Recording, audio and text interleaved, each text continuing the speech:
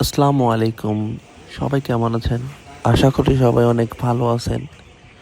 আজকে আমি আপনাদেরকে শেয়ার করব ইকোলয়ের জন্য ওষুধ কোনটা বেশি ভালো হবে।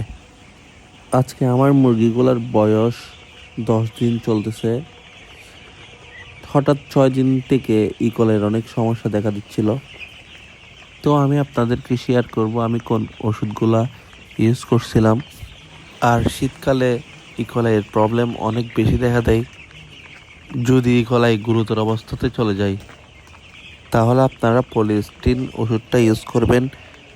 1 লিটার পানিতে 2 গ্রাম করে দিবেন, ইনশাল্লাহ অনেক ভালো ফলাফল পাবেন।